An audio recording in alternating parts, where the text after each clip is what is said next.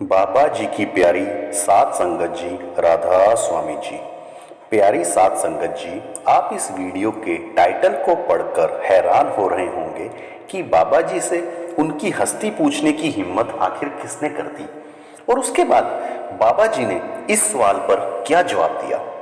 England में एक बीबी ने संगत के बीच में से उठकर बाबा जी से पूछ लिया कि बाबा जी, आपकी हस्ती ही क्या है। बीबी के अचानक से इतने अजीब सवाल पूछने पर वहां बैठी सारी संगत इस बीबी की तरफ गुस्से से देखने लगी। लेकिन हमारे प्यारे सतगुरु प्यारे बाबा जी ने इतनी विनम्रता से बीबी को जवाब दिया कि बीबी की आंखों से आंसू की धारा बहने लगी और वहां बैठी संगत भी रोने लगी। बाबा जी ने इस सवाल पर उत्तर दिया कि बीबी जी, मैं भी आप ही की तरह संगत का एक छोटा सा सेवादार हूँ। यही मेरी हस्ती है, मेरी संगत ही मेरा परिवार है, मेरी संगत से ही मेरा वजूद है। बाबा जी का जवाब सुनकर बीबी जोर जोर से रोने लगी थी और तब बाबा जी ने बीबी को रोता देख कर बात को दूसरी तरफ मोड़ लिया, क्योंकि बाबा जी के सामने कोई रोए ऐसा बाबा जी कभी नहीं देख सकते। फिर बात को दूसरी तरफ मोड़ते हुए बाबा जी बीबी से पूछने लगे कि क्या आप जानते हो कि मैं सेवादार कैसे बना।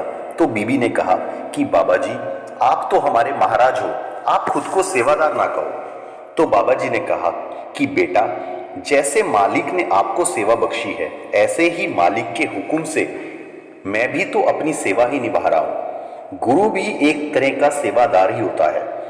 फिर आगे बाबा जी कहने लगे कि क्या आप सुनना चाहोगी कि मैं सेवादार कैसे बना। तो बीबी ने हाँ में सिर हिला दिया और बीबी के साथ सारी संगत बड़े ध्यान से बाबा जी की बात को सुनने लगी। बाबा जी ने बताया कि ये उस समय की बात है जब मैं स्पेन में एक होटल में नौकरी किया करता था। मैं वहां खुशी खुशी अपनी नौकरी कर रहा था। फिर एक दिन मेरे पास बड़े महाराज जी का फोन आया। हुजूर महाराज जी कहने लगे कि बेटा, तू स्पेन से वापस इंडिया लौटा, मेरा एक बहुत जरूरी काम है जो तुझे करना है। तो मैंने हजूर से कहा कि ठीक है महाराज जी, मैं आ जाता हूँ, लेकिन मैं कितने दिन की छुट्टी लेकर आऊं। तो महाराज जी ने मुझे जो कहा वो सुनकर मैं हैरान हो गया। महाराज जी कहने लगे, बेटा, तू वहां से हमेशा के लिए छुट्टी लेकर वापस लौटा। मुझे काफी आश्चर्य हुआ कि आखिर ऐसा कौन सा काम है जिसके लिए मुझे स्पेन को छोड़ना पड़ेगा और अपनी नौकरी को हमेशा के लिए छुट्टी लेनी पड़ेगी। मैंने महाराज जी से पूछा कि महाराज जी, आप मुझे जो काम सौंपने की बात कर रहे हो, क्या मैं उस काम को करने के लायक भी हूं। तो महाराज जी फोन पर मुस्कुरा पड़े और कहने लगे, बेटा, इस काम को तू ही कर सकता है, दूसरा कोई नहीं कर सकता।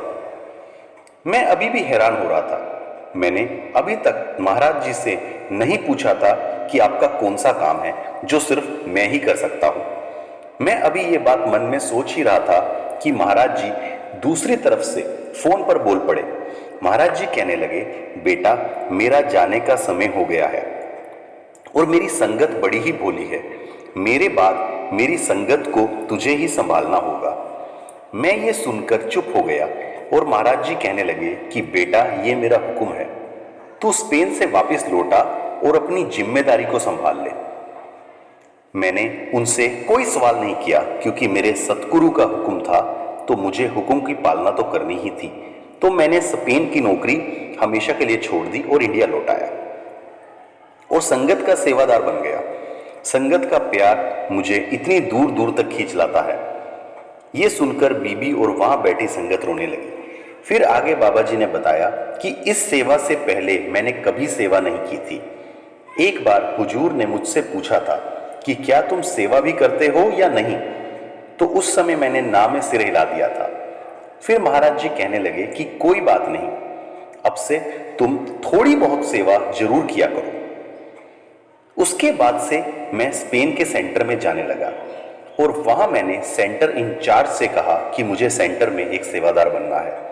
तो वो कहने लगे कि आपको पूछने की क्या जरूरत है, ये सेंटर तो आपके मामा जी का ही है, आप कोई भी सेवा कर लो। उन्होंने अपनी तरफ से मुझे कोई भी सेवा नहीं दी। मैं समझ गया कि जब मालिक की मौज होगी तो ही मुझे सेवा मिलेगी। फिर एक दिन सेंटर से सेक्रेटरी साहब का फोन आया और मुझे एक सेवा की ड्यूटी दे दी गई। मैं उस समय सैनिटेशन की सेवा करने लगा।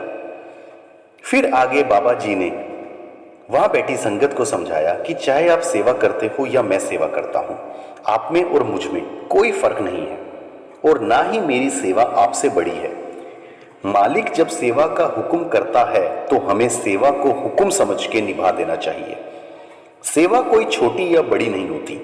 जो हमें सेवा दे सकता है, करवाने वाला भी वही होता है। कोई भी सेवा मुश्किल नहीं होती।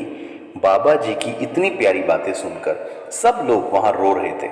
साथ संगत जी, अब मैं आपको बाबा जी की एक और बड़ी ही प्यारी बात बताने जा रहा हूं।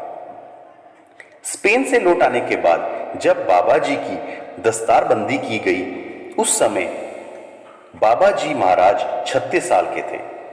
वो दिन था 10 जून 1990 और बाबा जी की दस्तारबंदी से ठीक 9 दिन पहले यानी कि 1 जून 1990 को हुजूर ने चोला छोड़ा था और चोला छोड़ने से कुछ समय पहले हुजूर महाराज जी बाबा जी के घर मोगा में गए थे और वहां बाबा जी के पिताजी के साथ अलग कमरे में बैठकर एक मीटिंग की थी।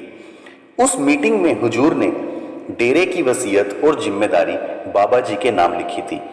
बाबा जी उस समय कमरे से बाहर बैठे थे और बाबा जी को इस बारे में कुछ नहीं पता था कि अंदर क्या बात चल रही है। जैसे ही बाबा जी के पिताजी कमरे से बाहर आए तो उन्होंने बाबा जी के पैरों को हाथ लगा दिया, क्योंकि अब डेरे के अगले गुरु बाबा जी बनने जा रहे थे। लेकिन बाबा जी इतनी बड़ी जिम्मेदारी लेने को तैयार नहीं थे। फिर हुजूर के हुक्म के बाद बाबा जी ने इस जिम्मेदारी को अपने कंधों पर लिया था। आज 34 साल हो गए हैं बाबा जी को हम जैसी भटकी हुई रूहों को संभालते हुए। साथ संगत जी, हम बड़े ही किस्मत वाले हैं जो हमें ऐसे सतगुरु मिले हैं। आप खुद अपने आसपास के लोगों को देख सकते हो। आपकी जानकारी में भी हजारों लोग ऐसे होंगे जिन्हें आज भी किसी पूर्ण संत की शरण नहीं मिली और बहुत सारे लोग ऐसे भी होंगे जो गुरु धारण किए बिना ही इस संसार से चले भी गए। इसलिए हमें हमेशा इस बात को नहीं भूलना चाहिए कि हम इस संसार में अकेले हैं और अकेले चले जाएंगे। हमारे साथ हमारे बाबा जी हर पल हैं। साथ संगत जी, मुझे पूरी उम्मीद है कि आपको बाबा जी की ये प्यारी सी बात पसंद आई होगी। आपसे हमारी विनती है कि वीडियो को लाइक, शेयर और हमारे चैनल को सब्सक्राइब करना मत भूलिए। राधा स्वामी जी।